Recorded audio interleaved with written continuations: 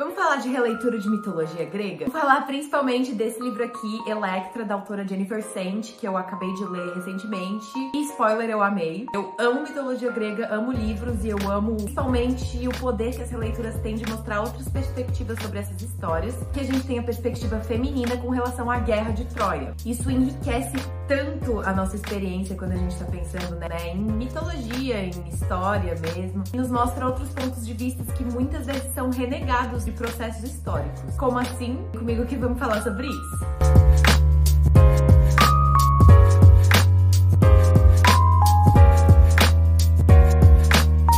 Olá pessoal, eu sou a Bia, sou historiadora, sou quase arqueóloga e eu amo mitologia, amo livros, amo escrita. E no meu canal eu tento conectar um pouco essas coisas. Hoje a gente vai conversar sobre essa preciosidade aqui. Electra é o segundo livro da autora Jennifer Saint, que ficou famosa, né, por escrever releituras de mitologia grega, basicamente por ter escrito um livro chamado Ariadne, uma releitura aí, né, do mito de Teseu e Ariadne. Eu ainda não li esse livro, mas ele com certeza tá na minha lista. Daqui Electra, ele traz o ponto de vista de 3 mulheres com relação à Guerra de Troia. E essas 3 mulheres, elas têm pontos de vista diferentes, ao mesmo tempo que se assemelham muito, principalmente pelo fato delas serem 3 mulheres, então pessoas que não estão ali envolvidas no centro do conflito, mas ao mesmo tempo elas são. Mas elas são de lados opostos, ao mesmo tempo não tão opostos assim. Opostos no sentido de a gente ter mulheres gregas e mulheres troianas, né? Também no sentido da gente ter a Clitemnestra e a Electra se conflitam em vários momentos, mesmo elas sendo da mesma família, né? Mas ao mesmo tempo elas são mulheres nesse mundo masculino. Nessa lenda, né, da Ilíada, nessa história famosíssima na literatura ocidental e que a gente conhece nessa estrutura clássica, a gente conhece os heróis, a gente conhece o que acontece, mas a gente não conhece o ponto de vista delas. É aí que tá o que é muito interessante.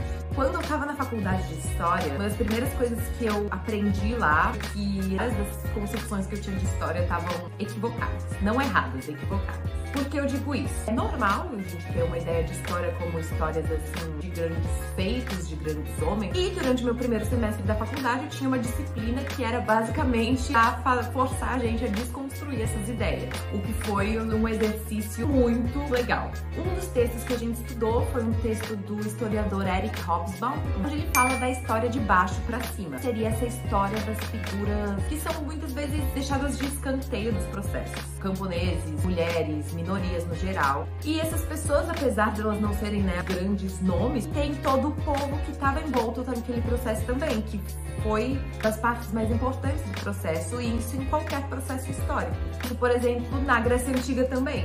Então a gente olhar para essas figuras, né, que são escanteadas desses processos é um exercício essencial. E livros como esse daqui ajudam muito a gente a fazer isso. O fato do livro ter os pontos de vista das 3 personagens principais se alternando faz a gente mergulhar mesmo na vivência delas e ver como era ser uma mulher nesse processo. E nessa guerra que iniciou por causa de uma mulher, né? E aí uma das coisas mais interessantes desse livro foi que, apesar dele ser focado nas mulheres centrais aí, né, da Guerra de Troia, a gente não tem o ponto de vista da Helena. No primeiro momento isso fica tipo, mas ela, né, tá lendo um livro sobre mulheres na Guerra de Troia, não tem o ponto de vista da Helena de Troia. Só que isso enriquece ainda mais, parece, porque a Clitemnestra é irmã da Helena. E ela fala da Helena do ponto de vista dela própria, que é um pouco o ponto de vista que as outras pessoas tinham sobre a Helena. Pergunta pra Helena por que ela foi pra Troia, por que ela se deixou ser raptada pelo Paris, ou se ela tinha sido raptada mesmo. E a Helena fala pra ela, mas tu acha que eles não teriam invadido Troia de qualquer forma, mesmo se eu não tivesse ido? Fala assim que sim, ela teve uma agência naquele processo, mas aquele processo ia acontecer de qualquer maneira, assim. As mulheres, elas estão envolvidas ali nesse mundo de homens, ao mesmo tempo elas não deixam de ter a agência delas, porque a Helena dá a entender que ela vai porque ela quis e que guerra ia acontecer de qualquer maneira.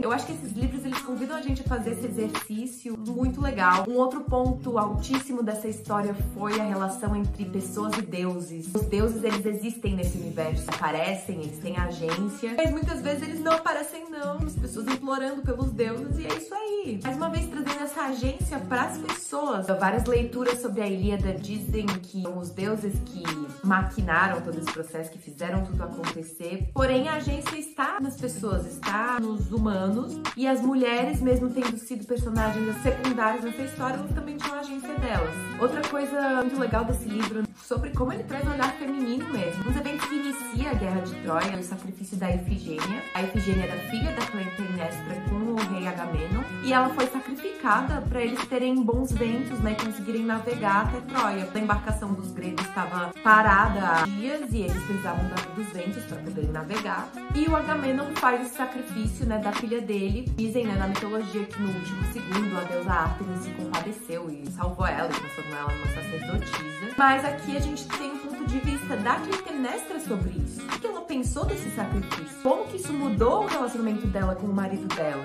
E isso é uma história tão conhecida da mitologia, mas não desse ponto de vista, entende? Depois que acontece o sacrifício, a gente tem um momento lindo de várias mulheres se aproximando dela e consolando ela. Justamente, de novo, nessa pegada do feminino. Essas mulheres que estavam sempre ali, que estão acostumadas a perder filhos na guerra e cuidam umas das outras. E eu acho que essa é a mensagem.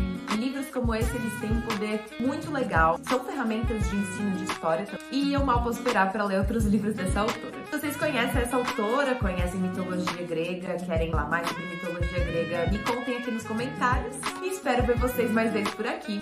Um beijo e até mais.